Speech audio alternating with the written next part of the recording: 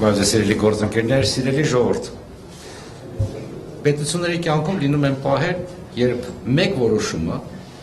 ունի շատ ավելի մեծ հետևանքներ, քան բուն որոշումը։ Երեք այդպիսի օրեր։ Կենտրոնական ընտրական հանձնաժողովը պարզապես չի չեղարկել երկու ընտրատեղամասերում արդյունքները։ Այն կասկածի տակ է դրել ընտրողների բարձրագույն, ընտրողների կամակերպության բարձրագույն եւ անձեռնմխելի սկզբունքը։ Այս որոշումը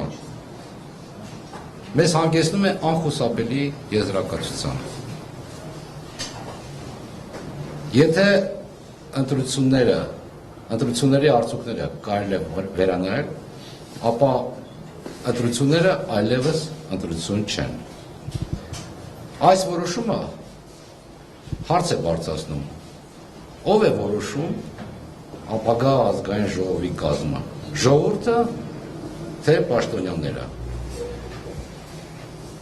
Ինչպես նշվեց, մենք սկսում ենք անհապաղ կոնսուլտացիաներ ընդդիմադիր բոլոր ուժերի հետ, նպատակ դնելով ոչ թե պաշտպանել Բարգավաճ Հայաստան կուսակցությունը, այլ պաշտպանել ընտրելու իրավունքը։ Ես դիմում եմ մեր ժողովրդին, այսօր կարևոր չէ ում օգտին եք դուք ձեր ձայնը տվել, այսօր կարևոր է ձեր քվեն արժեք ունի, թե այն պայմանական է։ Հարցը շատ պարզ է, ընտրությունը պատկանում է ժողովրդին, թե ընտրությունը պատկանում է վերանայողներին։ Մենք հասել ենք շատ վտանգավոր սահմանագծի։ Այս կողմը ընտրություններն են, մյուս կողմը իմիտացիա։ Եթե մենք թույլ տանք, որպեսզի խախտվեն այս կարմիր գծերը, ապա ընդհանրապես ավարտվում է